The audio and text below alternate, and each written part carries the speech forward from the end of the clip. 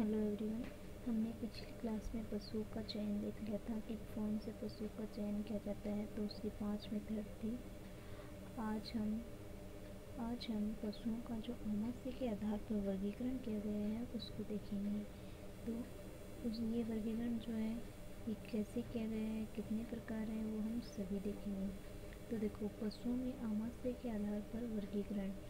तो पशुओं के आधार पर हम वर्गीकरण देखेंगे। तो सबसे पहला है रोमंथी पशु, जिसको हम रूमिनेंट बोलते हैं।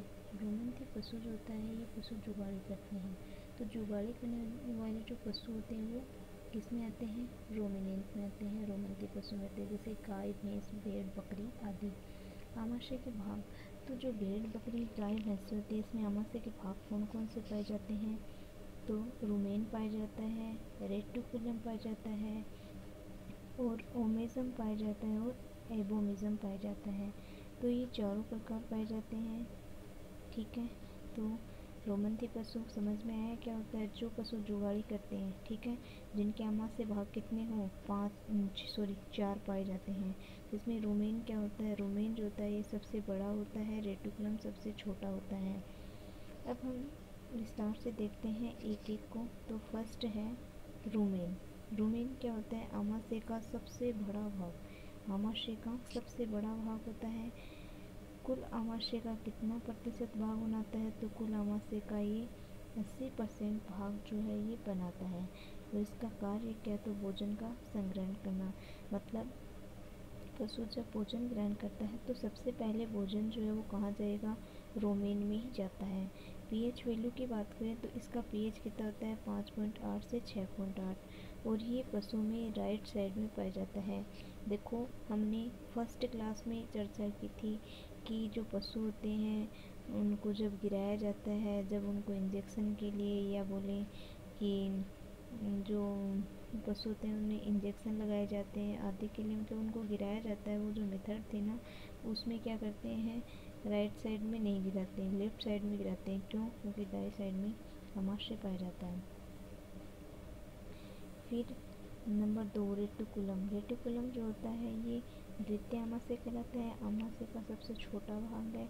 कुल आमाशय का 5% भाग है। Other name. तो जो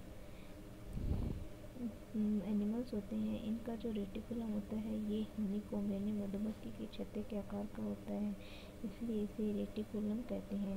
ये सबसे छोटा पार्ट होता है आमाशय का। फिर सेकंड, इसके कार्य की बात करें तो इसके कार्य भोजन के साथ आने वाले जितने भी अनावश्यक पदार्थ होते हैं, जैसे कील, कंकड़, नुकीले पदार्थ जो होते हैं उनको रोकता है, आगे जाने से रोकता है। भोजन के अतिरिक्त भंडारण का काम करता है। रेटिकुलम जो होता है ये आमाशय का सबसे छोटा पार्ट है। आमाशय का सबसे छोटा पार्ट है। कुल आमाशय का 5% भाग बनाता है। इसे हनीकॉम्ब के नाम से भी जानते हैं, मधुमक्खियों के छत्ते के जैसे होता है। इसका कार्य क्या होता है? तो भोजन के साथ खाने वाले जो अनावश्यक पदार्थ हैं, जैसे कील, कंकड़, नुकीले जो पदार्थ होते हैं उनको रोकता है, और भोजन के अतिरिक्त भंडारण का काम करता है। फिर नेक्स्ट आता है ओमिज़म। ओमिज़म जो होता है ये तृतीय आमाशय कहलाता है। कुल आमाशय का ये 7 से 8% भाग बनाता है। इसका कार्य क्या होता है? तो भोजन को जो भोजन होता है उसके साथ में जो एक्स्ट्रा पानी आ जाता है उसका एब्जॉर्प्शन करने का काम करता है। ओमिज़म जो है तृतीय आमाशय कहलाता है। कुल आमाशय का 7 से 8% भाग बनाता है। काम क्या है? तो भोजन के साथ जो अतिरिक्त वाटर आ जाता है, जिससे पशु में आग आ जाता है, उस पानी का क्या कर लेता है? अवशोषण कर लेता है। नेक्स्ट है एबोमिज़म। एबोमिज़म क्या है? चतुर्थ आमाशय। इसे ट्रू स्टोमक कहते हैं। क्यों? क्योंकि भोजन का पाचन जो होता है वो इसी में होता है। तो क्वेश्चन आ जाए भोजन का पाचन जो है वो आमाशय के किस भाग में होता है? तो एबोमिज़म में होता है। कुल आमाशय का ये 7 से 8% भाग बनाता है। पाचक रस और जो एंजाइम होते हैं उनका श्रावण करता है। एबोमिज़म जो है ये पाचक रस व एंजाइम जो होते हैं उनका श्रावण करता है, और मोस्टली जो पाचन का जो कार्य होता है वो इसी में होता है, इसलिए इसे ट्रू स्टोमक कहते हैं। ये थे जुगाली करने वाले पशु, जिसे क्या बोलते थे? जिसको हम रोमंथी पशु बोल रहे थे। अब है नॉन रोमिनेंट यानी अरोमंथी पशु। अरोमंथी पशु क्या होते हैं? वे पशु जो जुगाली नहीं करते, इनके आमाशय में कोई विभाजन नहीं होता, आमाशय के कोई पार्ट नहीं होता, ओनली एक ही पार्ट होता है, वो होता है आमाशय। जैसे घोड़ा, कुत्ता, बिल्ली, सुअर, खरगोश आदि ये जुगाली नहीं करते। इनमें होता क्या है?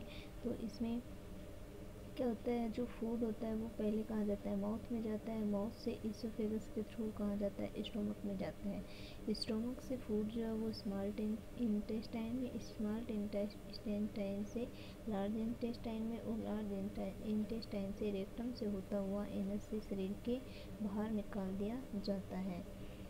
तो इसमें जो है फूड जो है वो माउथ में जाएगा, फिर स्टमक में, फिर स्मॉल इंटेस्टाइन, फिर लार्ज इंटेस्टाइन, रेक्टम से होता हुआ एनस से बाहर।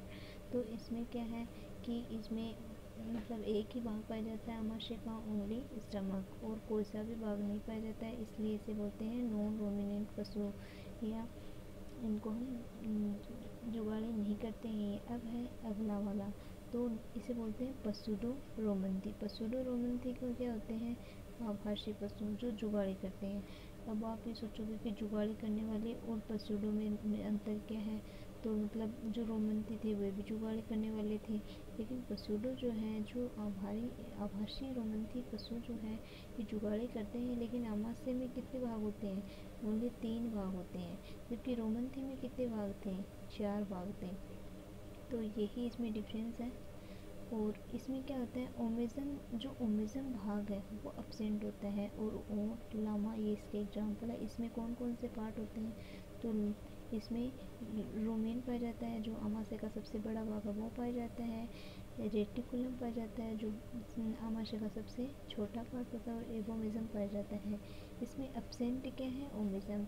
ओमिज्म का क्या देखा था हमने कि ओमिज्म जो है ये भोजन के साथ जो अतिरिक्त पानी आ जाता है उसका क्या करता है? अवशोषण करता है। ये कुछ इम्पोर्टेंट क्वेश्चन है, ये क्लियर नहीं है इनकी फ़ोटो, तो मैं आपको पढ़ के बता देती हूँ। तो जुगाली करने वाले जो पशु हैं उनको हम क्या कहते हैं? तो उसको हमने देखा था कि रोमंथी बोलते हैं। जो जुगाली करते हैं उन पशुओं को हम क्या कहते हैं? तो उन पशु को हम क्या कहते हैं? रोमंथी पशु कहते हैं जो जुगाली करते हैं, जैसे गाय, भैंस ये हो गई। फिर सेकंड क्वेश्चन है कि एरोमंथी पशु क्या होते हैं? जो जुगाली नहीं करते, वो क्या होते हैं? एरोमंथी। आभासी रोमंथी पशु का उदाहरण, तो आभासी अभी देखा था, ये रहा हमने ऊँट और लामा जो है ये आभासी रोमंथी पशु का उदाहरण है, जो जुगाली तो करते हैं लेकिन इनमें आमाशय में 3 भाग होते हैं, ओमेजन भाग जो है वो अब्सेंट होता है। फिर जो भोजन का पाचन जो है वो किस भाग में होता है? तो हमने देखा था भोजन का पाचन जो है वो मेनली किस में होता है? तो भोजन का पाचक जो है वो एबोमिज्म भाग में होता है, जिसे हम ट्रू स्टमक के नाम से जानते हैं। फिर है कि खरगोश कैसा पशु है? तो खरगोश कैसा पशु है? तो एरोमंथी पशु है। ठीक है, कौन सा पशु है? एरोमंथी पशु है। एरोमंथी पशु क्यों है? क्योंकि खरगोश जो है इसमें क्या होता है? जुगाली नहीं करता ये, और आमाशय में विभाजन नहीं पाया जाता, इसलिए क्या होता है? एरोमंथी है। तो अगर आपको कोई भी डाउट हो इस टॉपिक से रिलेटेड तो आप मुझे कमेंट करके पूछ सकते हैं, और अगर मेरा पढ़ाने का तरीका बेस्ट नहीं है तो आप मुझे कमेंट करके बताएं कि मैं क्या सुधार करूं, तो मैं वीडियो में मतलब और ज़्यादा सुधार करूँगी। और अगर आपको इनकी PDF चाहिए तो मैंने लिंक सेंड कर दी है, टेलीग्राम ज्वाइन कर सकते हैं आप, टेलीग्राम ग्रुप पर जुड़ सकते हैं। ग्रुप का नेम है डेविल एजुकेशन ग्रुप, जिसमें आपको हर एक दिन जो जो वीडियो अपलोड होगी उसके PDF डाल दिए जाएंगे। हिंदी में नोट्स हैं, टोटल हिंदी में नोट्स हैं। जो एग्रीकल्चर सुपरवाइज़र की तैयारी कर रहे हैं उनके लिए जो नोट्स है ये बहुत ही बेस्ट होने वाले हैं, और इनमें से क्वेश्चन जो है वो आपसे पूछे जाते हैं एग्रीकल्चर सुपरवाइज़र में 20। तो आप अगर कंटिन्यू क्लास लेते हैं तो आपका एक भी क्वेश्चन जो है वो पशुपालन से बाहर नहीं जाने वाला है। आपके 20 नंबर जो है वो यही क्लियर हो जाएंगे, 20 के 20। तो आप चैनल को सब्सक्राइब कर लें ताकि आपको हर एक वीडियो आप तक पहुंच सके, और आप टेलीग्राम ज्वाइन कर लीजिएगा ताकि वहाँ पे मैं क्विज कराऊंगी, क्वेश्चन सोल्व करवाऊंगी, और उससे क्या होगा? हम लोगों का मनोबल बढ़ेगा। तो thank you so much. Video को लाइक करें, कमेंट करके मुझे बताएं कि ये वीडियो आप को कैसी लगती है, इसमें क्या सुधार होना चाहिए। अगर कोई डाउट हो तो आप मुझे कमेंट करके पूछ सकते हैं और टेलीग्राम ज्वाइन कर लीजिएगा। तो थैंक यू सो मच। आज के लिए इतना ही। अगला वीडियो बहुत जल्द लेकर आऊँगी। तब तक के लिए थैंक यू सो मच। जय हिंद, जय भारत।